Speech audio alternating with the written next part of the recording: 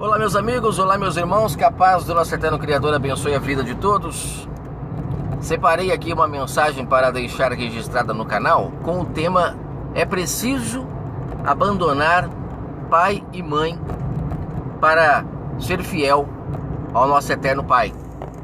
Você vai entender esse assunto de uma maneira muito transparente agora, assim como eu entendi enquanto estava separando aqui esta mensagem para gravar. O Messias disse que é preciso abandonar pai e mãe para servi-lo. No sentido de servi-lo é ser fiel, ao verbo da vida que fala em cada um de nós. Não é servi-lo em um local com hora marcada, praticando rituais, tradições, não, nada disso. O próprio Messias, ele chamou a atenção do povo de Israel, dizendo que as tradições deles impediam eles de conhecer e de reconhecer o verbo da vida quando estava ali com eles. Então, tradições, rituais, essas coisas mais atrapalham do que ajudam. Então, deixa eu até achar aqui, eu separei esse estudo, olha que interessante, É em Mateus 10 que o Messias diz. Ele diz que quem não deixar pai e mãe não é digno dele, no sentido do verbo da vida, de receber o verbo da vida em si, de poder comer do pão da vida em si e poder ter uma vida abundante. Aí ele diz no capítulo 10, depois você pode ler lá, ele fala que ele não veio trazer paz, ele veio trazer espada. Ou seja, a espada no sentido de ele veio ferir, a mentira com a verdade. E nem todos aceitariam. E com isso, os que não aceitavam iriam sempre se opor.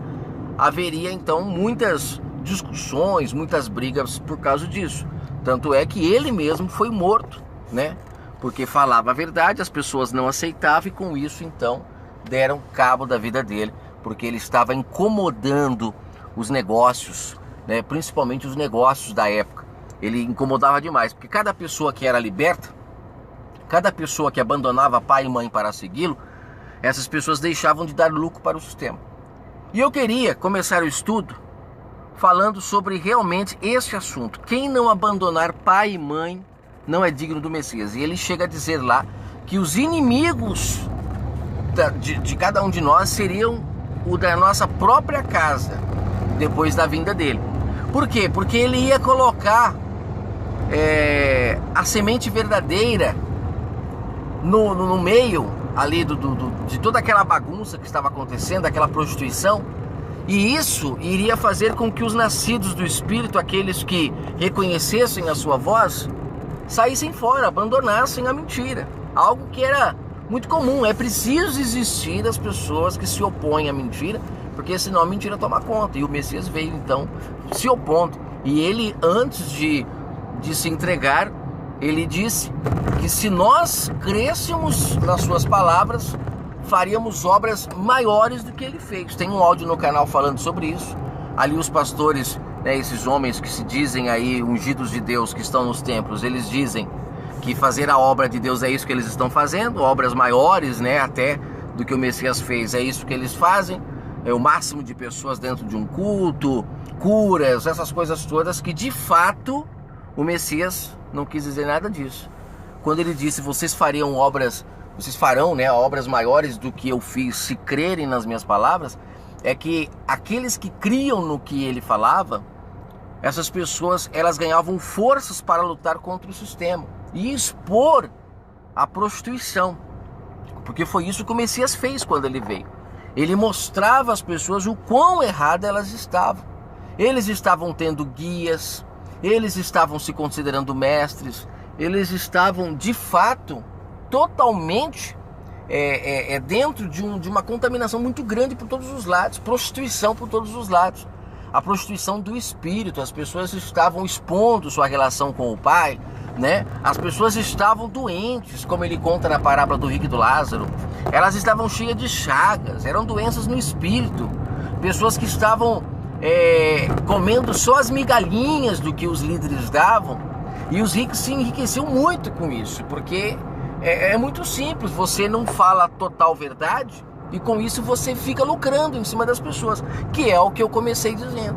todas as igrejas, templo de pedra, que estão hoje abertas e que ali dizem que falam a verdade, como eu disse, eles não falam uma total verdade nem uma total mentira. Eles dão migalhas. E o povo se contenta, porque só essas migalhas já são muito boas. Só que enquanto eles não dão um pão inteiro, as pessoas ficam ali, sabe?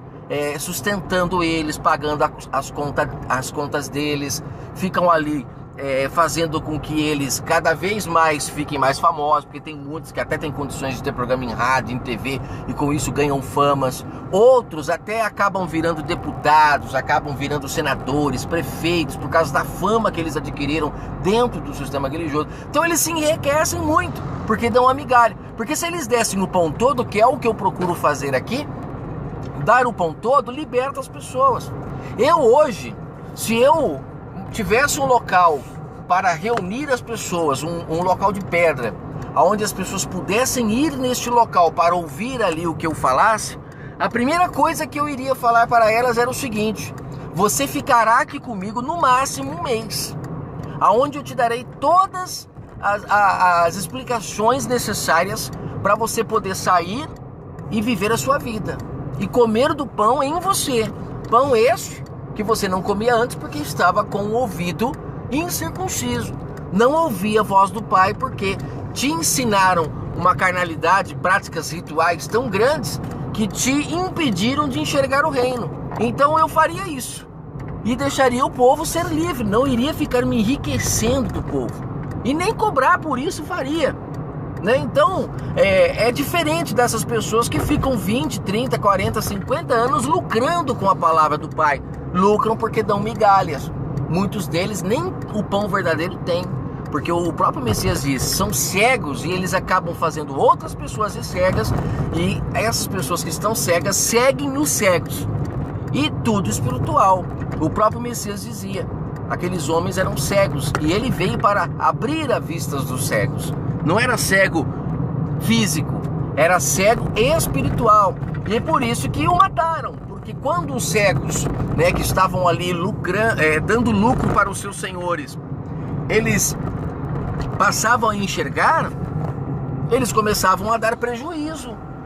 Como eu já disse muitas das vezes, o caso de Zaqueu, com certeza era um homem que dava muito lucro para aqueles homens. E quando o Messias abre os olhos dele, porque ali é um cego que passou a ver, quando o Messias abre os olhos dele, automaticamente ele passa então a deixar de dar lucro para o sistema. Ele passou a ser então um sacrifício vivo diante do Pai.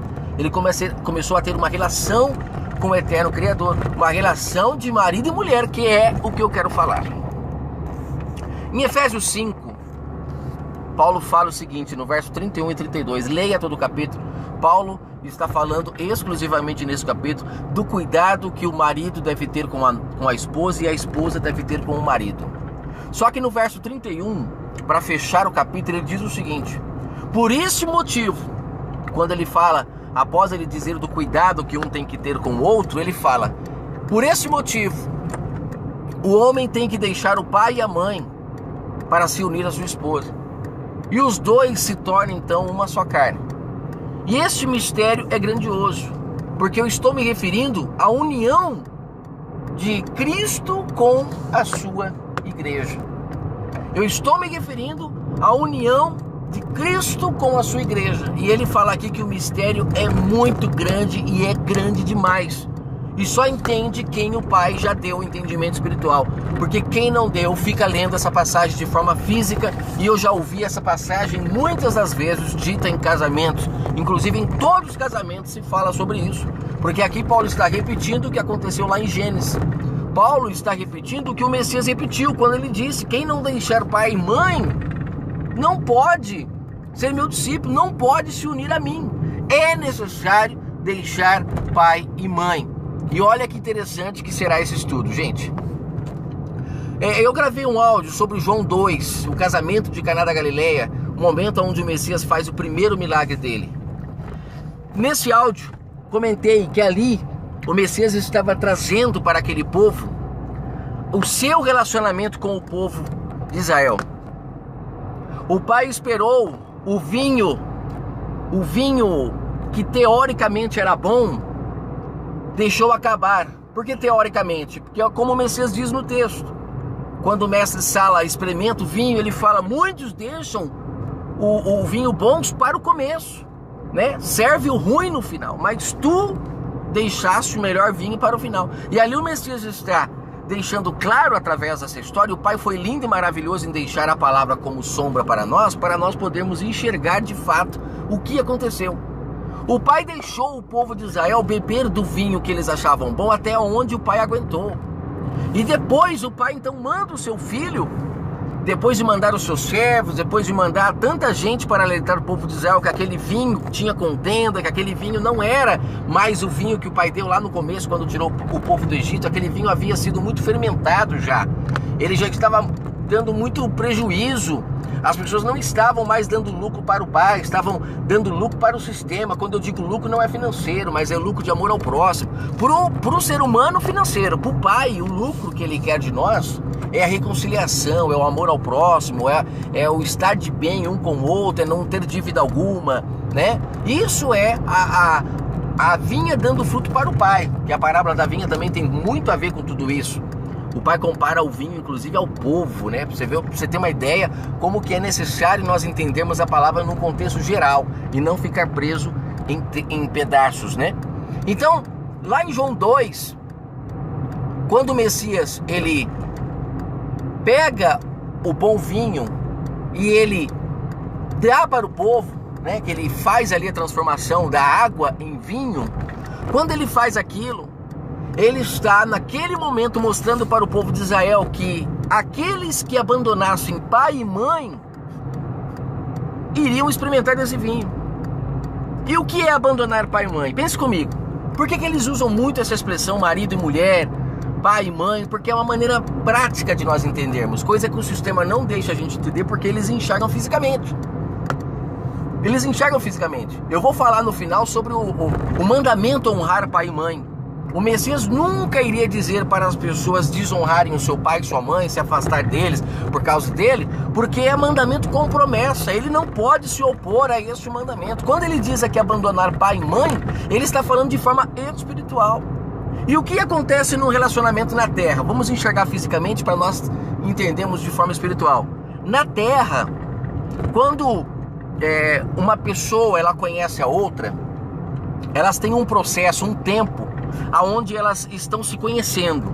É um processo onde elas estão tentando enxergar no outro as qualidades necessárias para poderem viver juntos a vida toda. Enquanto eles estão se conhecendo, vamos chamar de namoro, até o noivado, o pai e a mãe, eles se intrometem. Eles têm condições de dar palpite. O rapaz ficou muito tempo lá fora com a filha no portão conversando. A mãe chega lá fora e fala, vamos entrar, tá tarde. Vocês não podem ficar aí fora sozinho não. Não sei se você que está ouvindo já passou por isso, mas é um fato comum. O pai chegou em casa, viu o rapaz lá sozinho com a moça, ele vai brigar com a moça, ele vai criticar. Por quê? Porque eles não são casados. Eles estão apenas se conhecendo. Então o pai e a mãe se intrometem, os irmãos se intrometem, todo mundo se intromete. Porque eles estão no momento de se conhecerem.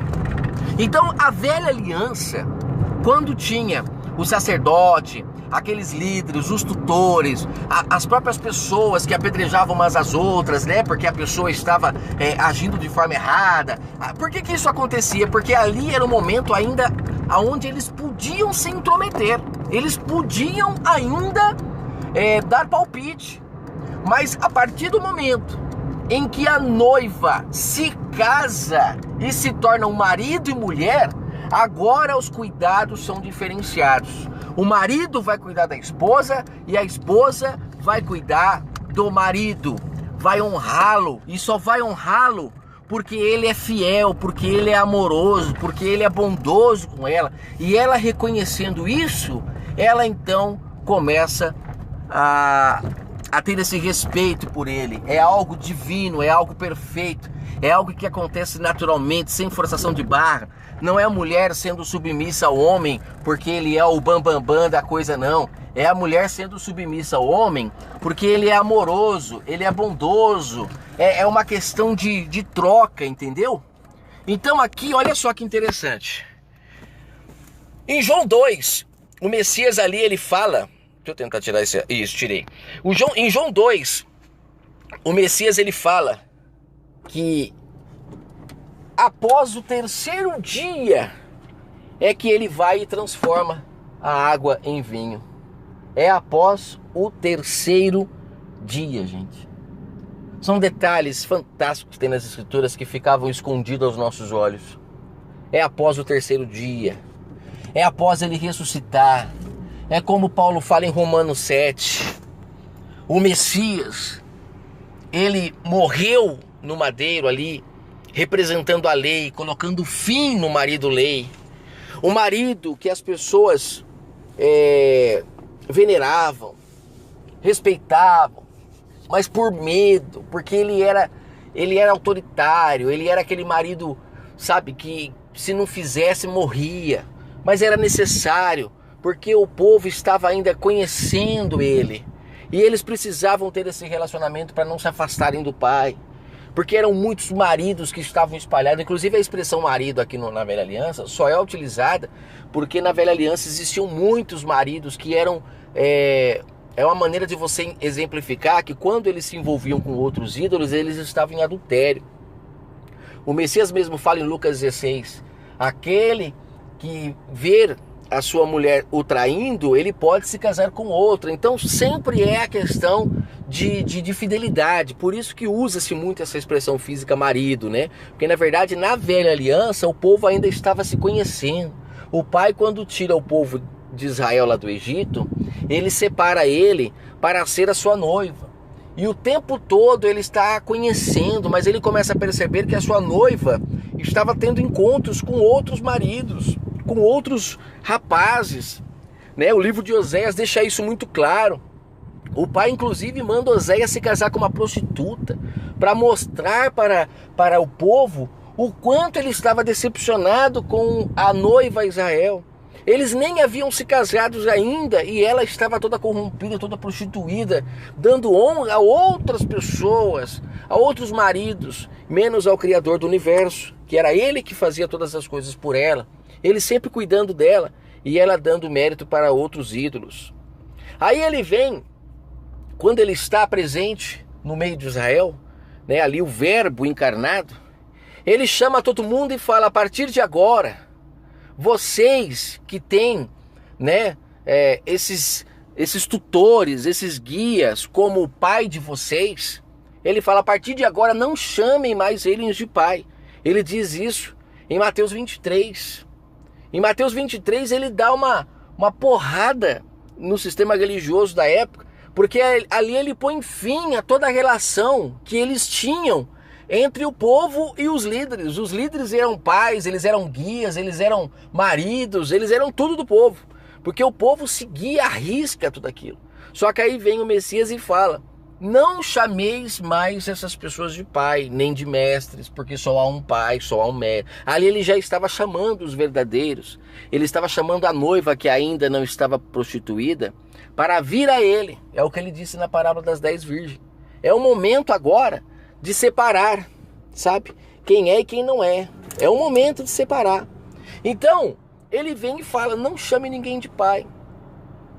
Aí no tópico 4 que eu coloquei, ele diz, né? Quem não deixar pai e mãe não é digno de mim, né? Aí eu comentei agora há pouco a questão de quando você ainda não é casado, você tem envolvimento de outras pessoas no seu relacionamento. Depois que você casa, acabou. É como eu já disse várias vezes, o Messias ele chama as pessoas para se relacionarem no quarto agora. Gente, quarto é um lugar muito íntimo. Uma pessoa, quando ela ainda não está casada, ela não tem relacionamento no quarto. É daí que vem essa expressão de nós só podemos nos relacionar com a nossa namorada, com a nossa noiva após o casamento. Porque foi só no casamento, após o casamento, é que de fato as pessoas puderam ter um relacionamento com o pai diretamente. Gente, é tão forte isso. É tão perfeito que o Messias, quando ele vem, a primeira coisa que ele diz para o povo: chegou a hora de nos relacionarmos no quarto. Chegou a hora de casarmos. Chegou a hora de buscarmos o Pai agora em espírito. Eu vou transformar esse relacionamento que vocês têm aí de namorado, de noivo, que vocês não têm um relacionamento mais profundo com o Pai. Eu vou transformar isso agora em algo mais profundo. Eu vou transformar esse relacionamento de água e vou transformar em vinho para que vocês possam agora se relacionar com o Pai no quarto. E a partir desse momento, abandonem o pai, abandonem a mãe. Quando ele fala isso, ele está falando do espiritual, daquelas pessoas que ficam se intrometendo no seu relacionamento com o pai, dizendo o que você deve fazer, o que você não deve fazer, se colocando como seu guia, como seu tutor, como seu pastor. O Messias disse em João 10, quando eu me casar, haverá um pastor e um rebanho. Leia João 10, ele diz. Ele diz, inclusive, que os outros que vieram antes dele, que estavam ali tentando manter uma relação de marido e mulher, eram ladrões e salteadores e estavam só te enganando, minha noiva. Estavam só te enganando, mas só eu posso te dar o vinho que você quer beber. O vinho que vai te trazer paz, que vai te trazer vida e vida em abundância. E a noiva que resolve se casar com este marido, que infelizmente foi nos impedido até pouco tempo atrás, mas o pai abriu novamente mais uma oportunidade. Sempre é no finalzinho que as coisas acontecem, né? Lembra do povo de Israel quando foi entrar na Terra Prometida? Quem entrou na Terra Prometida não foi o povo que entrou, que foi tirado do Egito. Quem entrou na Terra Prometida foram já as descendências daquele povo. E nós somos descendentes, né? Nós gentios agora somos descendentes do povo que começou a graça lá no madeiro. Aqueles foram mortos, foram destruídos, mataram as testemunhas, mas o Pai, depois de tanto tempo, agora vem levantando as pessoas novamente com entendimento espiritual, pessoas que estão abandonando o pai e mãe para buscar de verdade o nosso eterno Pai, que é em espírito, que é no quarto, que é de forma invisível, que é um relacionamento onde ninguém se intromete. Quando nós nos casamos, pessoal, até o nosso filho, né? Eu particularmente tenho um menino, quando eu tenho relação com a minha esposa, é dentro do quarto, é dentro de 4 paredes ali, eu e ela. E este momento de relação íntimo que eu tenho com ela, que fortalece o nosso casamento, é o que o Pai quer que nós tenhamos com Ele, dentro do quarto espiritual, que é o nosso coração, que é o nosso íntimo, como ele fala em Romanos 2, pessoas que são circuncidadas no ouvido e no coração, e ouvem o Pai, se relacionam com Ele. Isso é perfeito, isso é maravilhoso. E aí, eu quero finalizar falando no tópico 5, sobre honrar pai e mãe. É mandamento com promessa. Eu vou ler alguns textos para você ver que o Messias nunca iria dizer para as pessoas ficarem de mal com o teu pai, com a tua mãe, com os teus irmãos, de maneira alguma. Não é isso que ele está querendo dizer. Ele está dizendo para nós abandonarmos pai e mãe de forma espiritual, pessoas que se intrometem na nossa relação com o Pai. Quando assim o fazemos, compramos briga. Porque no mundo que a gente está, o mundo que a gente vive, ele é um mundo muito religioso, e quando você resolve abandonar a religião para agora buscar o Pai em Espírito, as pessoas não entendem, mas na verdade nós estamos abandonando essas pessoas, né, no sentido espiritual da coisa, nós estamos abandonando porque agora nós estamos querendo nos casar.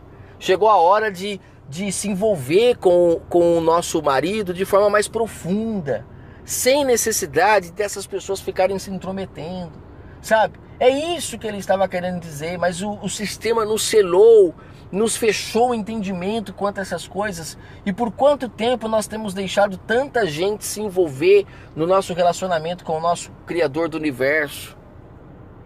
Em Êxodo 20, verso 12, diz assim: honra teu pai e tua mãe, a fim de que tenhas vida longa na terra, e que o Pai, né, te abençoe. Ele te dará essa vida longa se você honrar o seu pai e sua mãe. É isso que está escrito.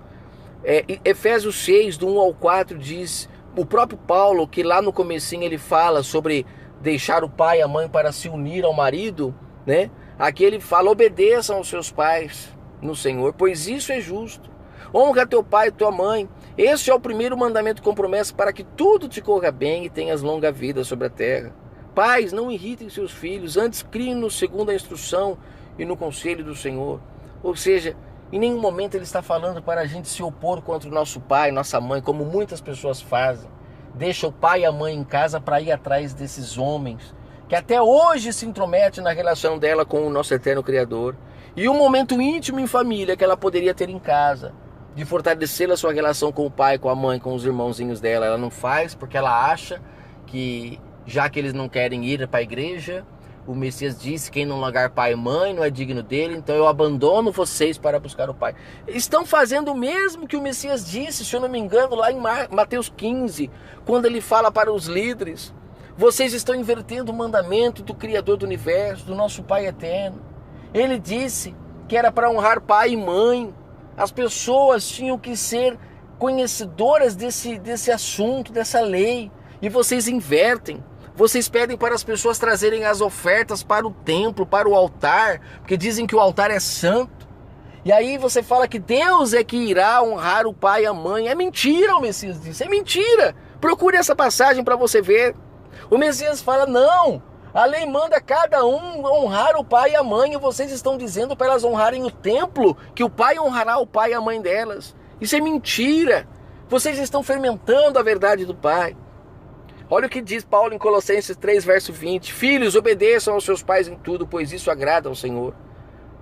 Provérbios 1, verso 8. Ouça, meu filho, a instrução do seu pai, não despreze o ensino da sua mãe.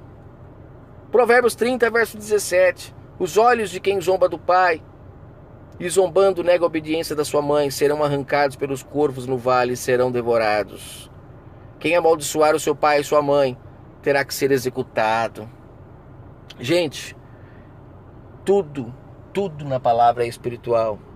Inclusive essas passagens que eu li aqui. Mas nós temos que entender que a terra é uma sombra das coisas futuras, é uma sombra do mundo espiritual. Na terra, quando você planta uma árvore, você precisa todo dia ir lá e regar essa árvore. E quando a árvore já está conseguindo se segurar em pé, as raízes dela vão se aprofundando tanto que lá embaixo, na terra, existe um canal de água onde elas se aprofundam e lá elas começam a beber dessa água. E você não precisa mais ficar regando a árvore. Olhe para as árvores que tem nas ruas. Todas elas se alimentam de uma água que está lá no fundo, profunda. Suas raízes bebem dessa água. E é isso que precisava acontecer. Enxergando isso fisicamente, a gente entende a sombra. Nós somos essa árvore. Nós somos, sabe, aonde damos fruto. É como o Messias disse, na verdade, né? O Messias, ele é a videira e nós somos, né, estamos enxertados nele, passamos a ser também essa árvore. Por que ele é a videira? Porque ele está bebendo dessa água mais profunda. Ele está tendo um relacionamento com o Pai, um relacionamento profundo, onde ninguém se intromete. Ele já era sólido o suficiente, ele já era experiente o suficiente. Inclusive lá em Hebreus, no capítulo 5, se eu não me engano, Paulo fala que o Messias, tendo sido tentado, não pecou, e com isso agora se tornou poço de águas vivas para nós. Esse poço de águas vivas que ele se tornou, gente, são essas águas profundas que nós precisamos beber lá do fundo. É dentro do nosso espírito, dentro do nosso coração. Não recebemos mais água de fora, mas ela brota de dentro para fora. Você está entendendo? Quando você ainda era um menino, você ainda precisava de ter guias, de ter regras, de ter leis. O seu pai comandava a sua vida, dizia não pode aquilo, não pode aquilo outro. Mas quando você amadurece, a gente sabe que pela lei os 18 anos é a idade onde teoricamente as pessoas amadurecem. É só uma forma teórica de se colocar isso, porque muitas pessoas amadurecem antes, outros depois, mas é só uma lei que existe. Mas isso é uma sombra de que todos amadurecemos, e quando amadurecemos passamos a ter autonomia, passamos a ter controle das nossas atitudes, poder de decisão. É necessário deixar as pessoas decidirem, e o sistema religioso não deixa. É momento de parar de receber a água de fora e beber da água de dentro. A água profunda, que é as palavras do nosso Messias, que são as verdades que ele dizia. Ele já disse tudo o que ele tinha que dizer. Agora bebamos dessa água para encontrar a vida. Deixamos de beber desses homens que pegam a água e contaminam, dão de gotinhas, e você fica de segunda a segunda dentro desses templos, sustentando esses homens, enriquecendo eles. O Pai precisa que as pessoas acordem, que as pessoas busquem Ele em espírito, abandonem esses pais espirituais, essas mães que a Babilônia, que em cada esquina tem uma para você se relacionar. O Pai quer que você busque agora a sua nova Jerusalém, a sua mãe do alto, que você busque agora o seu pai espiritual, que é o pai verdadeiro, é aquele que não te deixou órfão, que deixou o seu espírito consolador para todo aquele que nele cresce, não perecesse, mas tivesse a vida eterna. E eu finalizo, coloquei aqui 5 tópicos. O primeiro tópico, o que Paulo falou em Efésios sobre é necessário deixar pai e mãe para se unir então e ter um relacionamento matrimonial com o nosso pai. O tópico 2 é o casamento de Caná da Galileia, onde ali o Messias no terceiro dia ele transforma a água em vinho, mostrando que após ele ressuscitar, assim como Paulo fala em Romanos 7, nós agora devemos nos relacionar com o Pai diretamente. Abandonar pai, mãe, amigos que se intrometiam em nosso relacionamento e agora nos relacionarmos direto com Ele, porque assim Ele espera. Nenhuma pessoa, quando casa, leva pai, leva mãe para morar junto, e quando leva, você sabe que dá briga. Não tem como estar de fato com um relacionamento sólido quando se tem pessoas se intrometendo. Então aqui o Messias chama a todos, por isso que o primeiro milagre foi num casamento. Porque de fato o povo ia se casar com o pai no madeiro, e só aqueles que buscassem espírito, que buscassem de forma íntima, é que teriam essa relação com ele. Só ele e ela, como ele disse para a mulher samaritana. E lá diz que foi após o terceiro dia que isso aconteceu, mostrando claramente, como sombra, que após o terceiro dia, quando o Messias foi morto, começou-se então um relacionamento de graça, um relacionamento de vinho, relacionamento de alegria com o Pai. Tópico 3, onde ele fala para não chamar ninguém de pai, deixando claro que os pais que ele se refere o tempo todo quando fala de abandonarmos não é o nosso pai físico, porque todos nós temos o nosso pai físico. Ele diz para nos chamarmos de pai aqueles que vêm tentando nos dizer a verdade como sendo de Deus, e principalmente os que lucram com isso, porque são pessoas que sempre darão migalhas, porque se derem o pão todo, as pessoas abandonam eles e vão buscar sozinhas, porque não precisamos mais de tutores, de ninguém nos ensinando nada na graça, como disse Paulo em Hebreus 8. Tópico 4, quem não deixar pai e mãe não é digno de mim, como eu disse lá em Mateus 10, quando ele fala sobre isso, que é necessário abandonarmos para termos um relacionamento direto com o Pai. E depois o tópico 5, onde eu falei sobre alguns versos que fala sobre a questão de honrar o pai e mãe para ter vida longa na terra. Pai e mãe físico devemos honrar, devemos abandonar o pai e a mãe espiritual que ficam se metendo no nosso relacionamento com o Pai. E eu finalizo no tópico 6, falando sobre Lázaro. Lázaro, no quarto dia, diz o texto, o Messias foi lá para ressuscitá-lo. O texto diz, na passagem de Lázaro, que ele estava fedendo. E por que estava fedendo? Porque morto fede. E já faziam 4 dias. No quarto dia o Messias chega. Os números na palavra dizem muita coisa. Assim como no casamento, ele chegou para celebrar o casamento lá, para transformar a água em vinho. Celebrar não, mas ele chegou para não deixar o vinho acabar, e sim dar um vinho melhor para o povo. Ele chegou no terceiro dia. Aqui diz que no quarto dia, então, ele ressuscita Lázaro, mostrando que o Messias, ele ressuscita ao terceiro dia. E o quarto dia é o momento do casamento. É hora de se levantar entre os mortos. É hora de tirar a tampa do túmulo e sair para fora.